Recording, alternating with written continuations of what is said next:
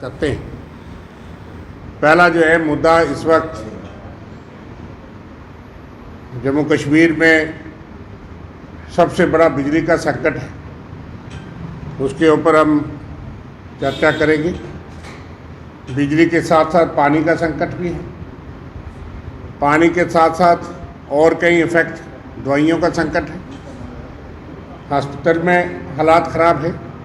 और ऐसा संकट आपको कभी याद नहीं होगा इन रिसेंट सालों में कि अभी अप्रैल का महीना है और बिजली महकमा और बिजली बैठ गई।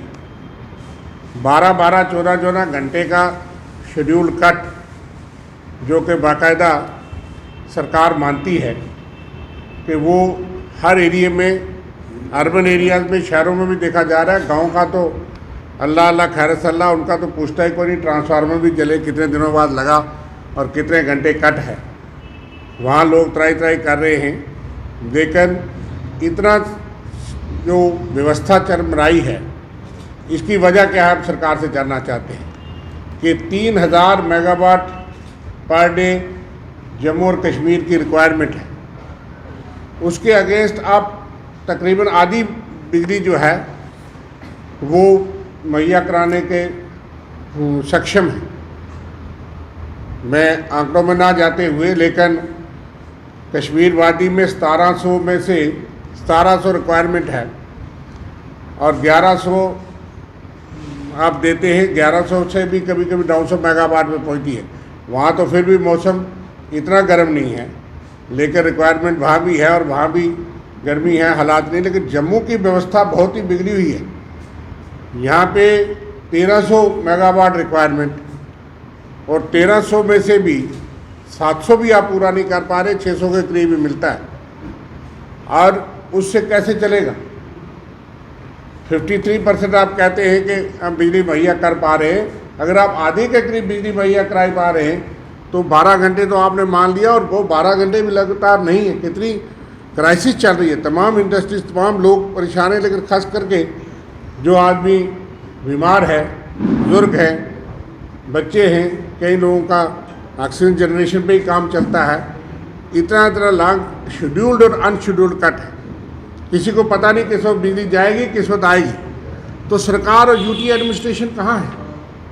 सेंट्रल गवर्नमेंट जो बड़े दावे करती है कि जम्मू कश्मीर के लिए हम बड़ी सहानुभूति रखते हैं, पिछली सरकारों में जब भी कभी ऐसा जहाँ पे रिक्वायरमेंट ज़्यादा थी वहाँ पे 700 मेगावाट जिस तरह से शर्मा साहब ने बताया, और सबसे ज़्यादा था कि मिस गवर्नेंस इस यहाँ की यूटी एडमिनिस्ट्रेशन का, जिन्होंने समय पहले समझते हुए पीक सीज़न होता है, पहले भी गुड गवर्नेंस यहाँ पे हुआ करती थी, पहले बंदोबस्त पुख्ता इंतज़ाम किया जाता था।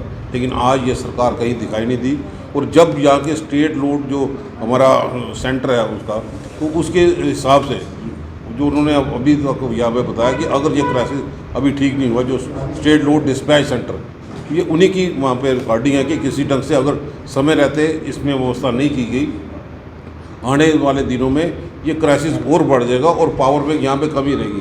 तो जब उनके अपने डिपार्टमेंट के लोग वो इनको आगाह करते हैं तो ये सरकार चुप्पी क्यों साधे रहती है? आज के इस दौर पे पावर के साथ साथ पानी का क्राइसिस, इंटरनल बस्तियों में टैंकर की व्यवस्था इतनी नहीं है, बस्तियों में इंटरनल रेंज में टैंकर नहीं जा सकते। और ठीक आज जिस ढंग से हॉस्पिटल में भी कई पेशेंट्स को यहाँ पे परेशानी है, कांग्रेस यही मांग करती है कि फौरी तौर में पुख्ता इंतज़ाम यहाँ पे किया जाए। और इसके साथ साथ इंडस्ट्रीज़ जो आगे नहीं पन पड़ रही, और इंडस्ट्रीज़ के लोगों को भी काफ़ी नुकसान यहाँ पे है, जहाँ पे हम मांग करते थे कि कोई राहत यहाँ पे मिले। कांग्रेस यही मांग करती है कि फौरी तौर पे पावर की पोजीशन को इम्प्रूव किया जाए ताकि लोगों को राहत मिले। भला साहब, आने वाले वक्त में कांग्रेस का क्या रोल रहेगा अगर पावर के कट ऐसे ही रहे, पानी ना मिलने पर? कांग्रेस पहले भी सड़कों पे यहाँ पे आम आवाम की आवाज़ को बुलंद किया। आज भी आप देखो पूरी जगह जगह पे कई चौराहों पे प्रदर्शन यहाँ पे हुए। कांग्रेस इन चीज़ों को आवाज़ उठाने के लिए कोई कसर बाकी नहीं छोड़ेगी, विपक्ष की भूमिका अच्छे ढंग से निभाएगी। गूंगी भरी सरकार को जगाने के लिए यहाँ पे लॉलीपॉप की ज़रूरत नहीं, यहाँ पे नहीं, यहाँ पे एक्शन की ज़रूरत थी। और मैं समझता हूँ लोगों की बड़ी उम्मीदें इन लोगों से थी। जो जमावड़ा कैबिनेट मंत्रियों का तो यहाँ पे भेजते हैं, लेकिन ग्राउंड सिचुएशन को इग्नोर करके अपनी सियासी रोटियाँ सेकते हैं। हमें इस चीज़ के लिए हमने पूरा कंसर्न जो है इस प्रेस कॉन्फ्रेंस के लिए एक्सप्रेस किया।